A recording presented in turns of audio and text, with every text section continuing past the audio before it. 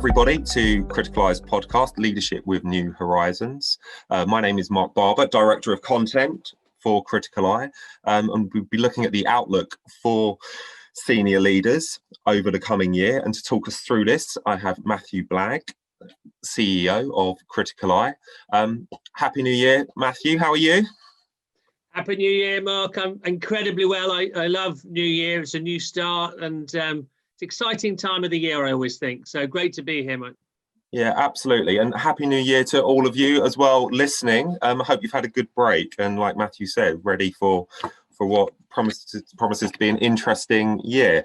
Okay, so we're going to have a look at some of the key themes that we think will be important for CEOs and senior leaders across the coming 12 months. We know that the customer experience is a huge issue for companies as they're starting to gauge changing behaviours and expectations.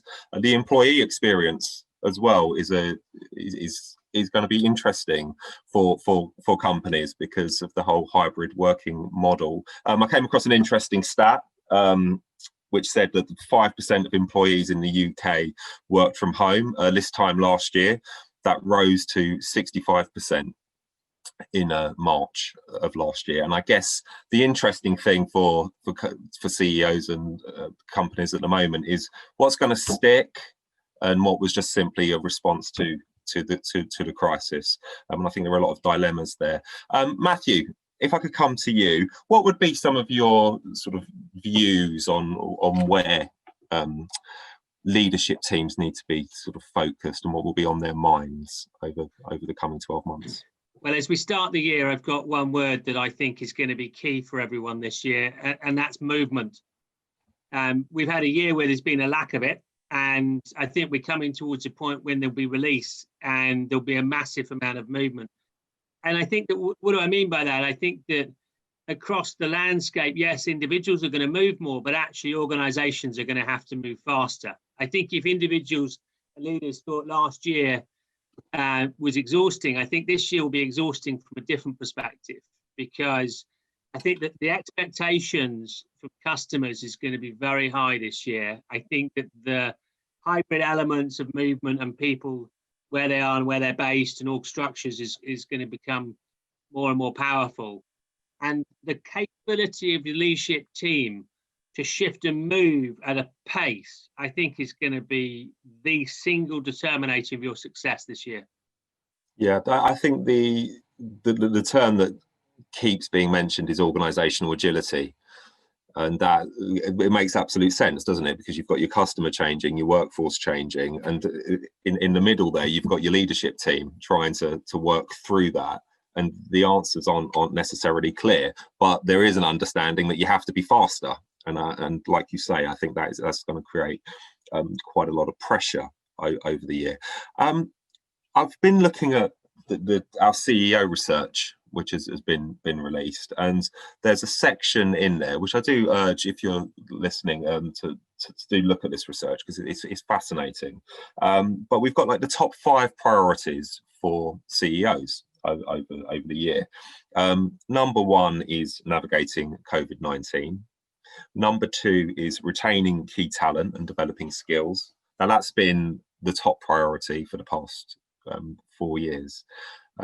The new one, number 3, is sustainability. Then we have another new one that's come in, which is C-suite succession, including the CEO. And then number 5 is innovation. I'd like to get your thoughts on some of those findings, Matthew, because for me, there are some surprises in there. Well, I don't think there's necessarily surprises in there. I think that to a certain extent, number 1 being COVID is because these are from this year, not looking forward. Yeah. And my general view is sort of that this year ahead will be much more about that rhythm of the getting back into the right rhythm. And for most organizations and leadership teams, I think that's going to be a real challenge. How do you bring people together? Where do you bring people together? That pace. I think everyone thinks that last year was difficult. I think the year ahead from a leadership perspective will be extremely hard. And I think that's highlighted with the the other findings. I think that the people agenda is massive at the moment. Yeah. And that's across the board, both in terms of the leadership capability, but then the empowerment and alignment. And we've seen that over the course of the last 12 months, massive growth in the focus on purpose and the alignment of purpose. And I think that then links to the sustainability component that is coming through. That then is also brought to the surface because governments are going to need growth, and growth generally comes from regulation.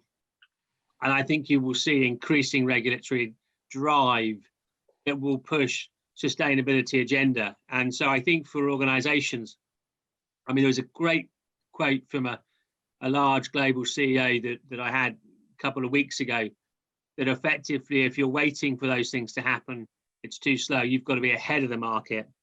And I think that's where progressive organizations now are building the models for 5-10 years.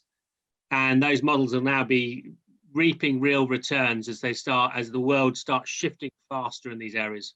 Yeah, I mean, I was pleasantly surprised to see sustainability come in there, because that's always sort of been 6, 7, even lower. And I think there is, it's been in our discussions in some of the retreats that we've held. There's a realization that the sustainability agenda has to feature into your strategy. It has to be intertwined, interlinked, and informing it.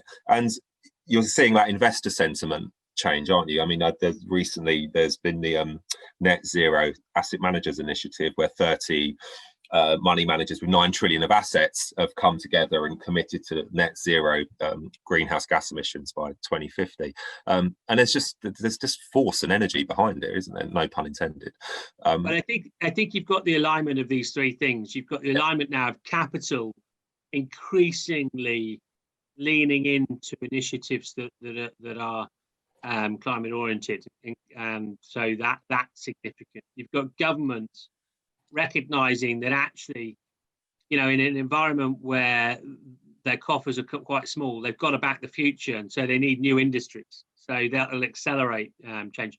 And then from an employee perspective, that focus on purpose and that central element of we've had this year of why do we exist, which I think has been common globally, creates a massive momentum towards change. So I think we're at the beginning of a wave, and I think that it's really exciting to see how that's going to come through. And I think, again, organizations that are able to realize and realign themselves are just going to have a really exciting 3 to 5 years.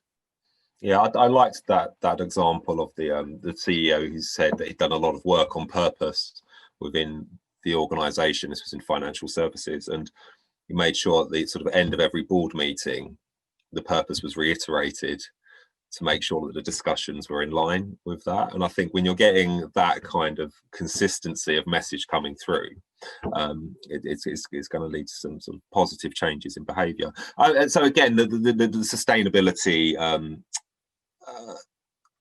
issue factors into innovation, I think, as well. But clearly, there's a lot of transformation that's underway. C-suite succession touches on a point that you've raised in previous podcasts, but again, this finding here, where it's coming as the number 4 priority, sort of backs it up. There is, and it touches on your point of movement. The leadership capability is being looked at, isn't it? And there are some CEOs that maybe aren't necessarily right for that next stage that businesses are moving into. But I think the leadership piece is let's use the word fluid. I mean, I don't think in all the years I've been running Criticaleye, I've seen more change in so many different ways. And I think it exposes, it's a bit like when the sea goes out and you see what's really on the beach. I think that we're at that point. And what you can see globally is interesting paradigms now, because I think some of the really high growth businesses, i.e. tech and pharma, where actually I think that there is a real demand for execution capability. And They've got massive competency skills that are linked to the new world, but actually that operational execution piece, I think, will become increasingly challenging at the level and scale that they are. And then conversely, you've got traditional organizations who probably have done relatively well, where I think actually the need to bring in new skills is going to be really essential. And so I think, you know, those two paradigms are going on and they're significant. Then coupled with that, I think that this year, in terms of 2020, has been an opportunity for everyone to reassess what their purpose is individually. And I think for a number of leaders, that's going to make them really question whether they're as committed as they were before to the pressures that come with it. Conversely, I think there's a massive amount of talent that's pushing through. And so those things will combine over the course of 2021. It has been a real opportunity for people to step up and show, like you say, that next sort of generation of leaders have sort of come to the fore, haven't they? I think, and so it's time to give them a chance and give them more responsibility and opportunity to grow. I think you're seeing that come through in lots of regards. You are seeing already. You have seen at the end of 2020 quite a significant amount of CEO change. Yeah, and you are going to see that accelerate, and that feeds down then into the organisation. And the reality is, though, that you know you're within those environments that the competencies and skills of bringing people up, they're going to need a huge amount of support, because you know we're coming into a really complex environment where the pace is so strong, where the stakeholder elements are going to be really hard. And so what you're also seeing, and obviously we saw last year, a massive need for external access, for the right degree of mentoring support, and really being able to benchmark with new leaders and giving them the opportunity to learn from people who have that experience. So it's a really interesting environment from a leadership perspective, 2021. Just thinking across the different pressures on the C-suite, from the HRD perspective, what particular pressures do you see them being under? Because I think they're increasingly more visible in this kind of environment, and I would think especially so over the coming year. I think that the reality is the people agenda was hugely important in 2020, and I think it will be even more important in 2021 as the complexities sort of wash through, as every organization tries to work out what the right rhythm is, what the right relationship is between the companies and its people. And so I think that the HRD role is massive, and their role to ensure that there's alignment across the executive team and with the board is huge. And I think that's the pressure point that we're going to come to for the HR director this year, is I think there'll be more conflict around those areas. And so alignment between particularly the HR director and the CEO is going to be essential. Yeah. And that breaks down, I think it's going to be very, very hard, because the scrutiny that leaders are under is going to be far greater this year. As people move around, as options grow, leaders will be under more pressure. And so it'll be really interesting to see great leadership teams will thrive. Where that alignment isn't right, it's going to really be difficult for the organization to perform. When you say options grow, I'm curious if you could build on that, because I think that's the tension that a lot of companies have, because you've got your, like in where we are in the UK, still in the pandemic, but there is an understanding that it's going to open up and you're going to have to shift, you're going to have to move fast with that. Is that what you mean by looking at your options there? Well, I think the one of the realities is, if you talk to leaders, actually there's a greater demand for talent in their organization than ever before, because in some ways this is exposed that you need people who are able to lead in an agile environment where there is fluidity, where there is challenge, and as such there's a premium for that. So you've got this really ironic, contradictory environment where in some ways there's higher and higher unemployment, but actually skill and leadership gaps. And so I think that everyone's going to be looking for the same talent. And so the point being with that alignment with your talent is going to be so key, because otherwise there will be lots of opportunities out there. And so that making sure that you really have that clarity of purpose. And I think that bit is going to be really important, that it's genuine, because in some ways this year past, in 2020, people have been forgiven on certain aspects because it was so much reacting to an emergency, whereas actually now that's gone. And I think it's really important that CEOs have left that behind. Just because you did things last year doesn't mean to say you have a right this year. And I think for leaders, it's really important that they've got that progressive culture coming through in 2021, and they don't revert back to what they did last year. Yeah, it's almost, and again, I don't want to underestimate what's happening at the moment with the pandemic and the suffering that's undergoing. But it's for a lot of businesses, it's looking at, okay, so what's the next stage? We've got to invest in technology. We've got to digitize. What does the future look like? I mean, I wonder if if there's a bit of, you had the digital dash, if you want to call it that. There's also going to be an element of it's still going to be moving fast. It's still going to be very intense. But I think there's going to be a case where you've got to get your strategy right this year. And there was a lot of, it was interesting last year where the strategy wasn't changing, but the company boards were saying, no, we're happy with where we are. That doesn't stand up for me. And I think that's where the conversation needs to be probably at the moment, is to say, well, what if our operating model's changed, if our customers changed, if our workforce changed, what's our strategy? And maybe that's a conversation that needs to be had. Well, and I think also you potentially got an environment where we could well be in an inflationary environment, and again, real pressure on profit delivery next year would be my view. And you do, yeah.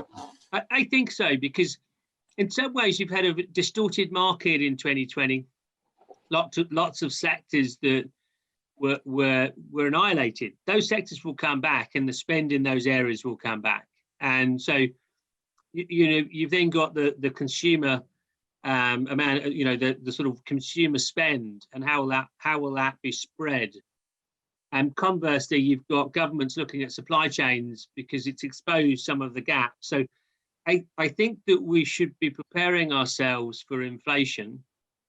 And I think, again, that comes then down to the other side of that, is making sure that you really do have a simple business. And I think, again, that's simplification, which, as 2020 carried on across Criticaleye, that word got stronger and stronger. And I think that now that is so important, that you're really clear and that you can invest in the right things. And if you can't, then I think you will see divestment, and you will see much faster business split ups and breakdowns over the next 12 months.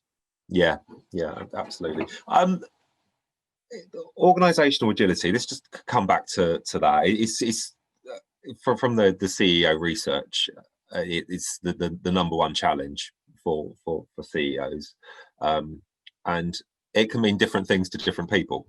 All right. So in your mind, what does organizational agility mean?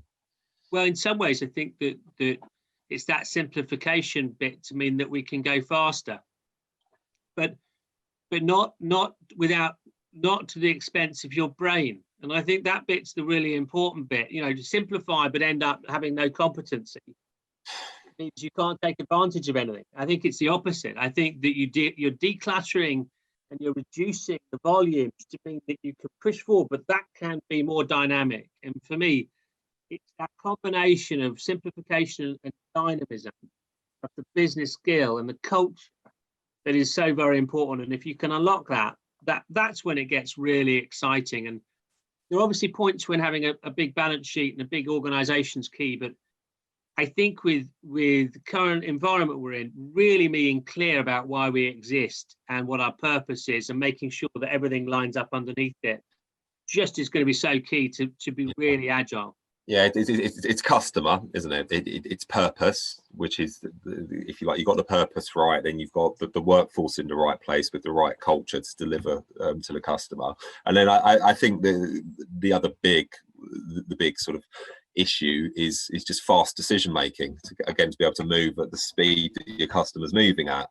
Now we're not going to pretend that that's new, right? We've talked about that for a long time, but maybe companies have not necessarily addressed it in the way that they need to. I think now they understand that they've got to get it right. They can't have this oil tanker mentality. They've got to be speedboats, right?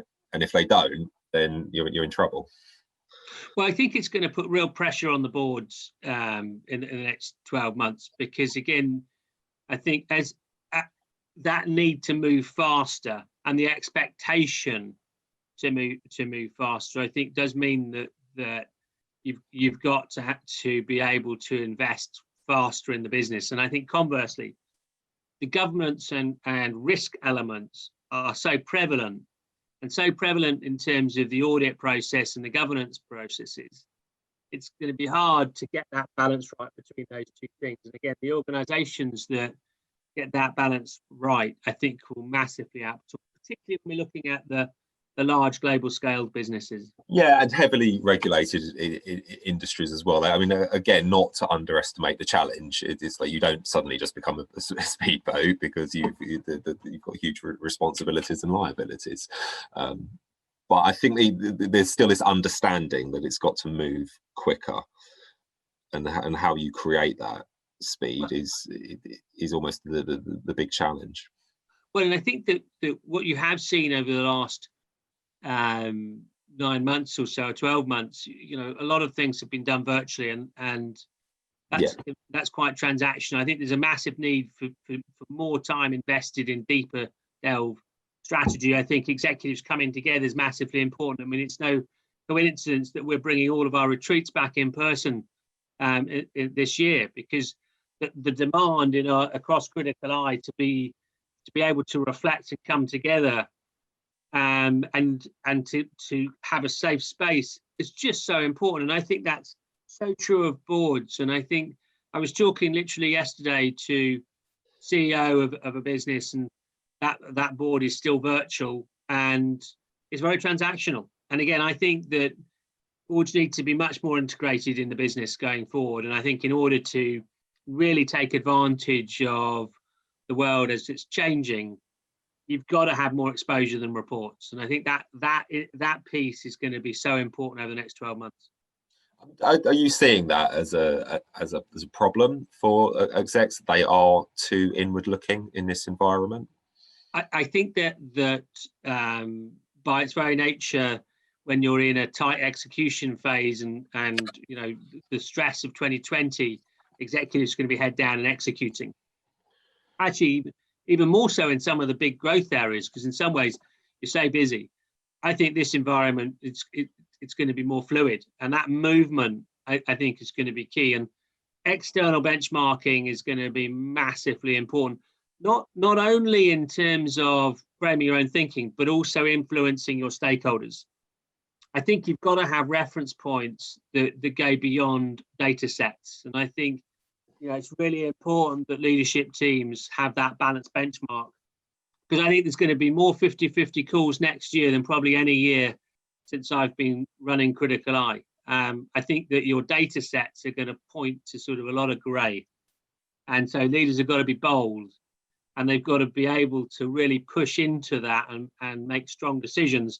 Now, I think within that, you really do need external context, benchmarking access. Okay. So again, just to build on that point, and among boards, then, in your view, that they are being too, and again, not to generalize, not saying every board, but there is just a little bit too much transactional dialogue going on. You're not stepping back, and what we hear, the healthy board, the good board, that we know boards are stretched at the best of times, but you're not getting that ability to step back and go, what's the broader perspective here that we need to be looking at?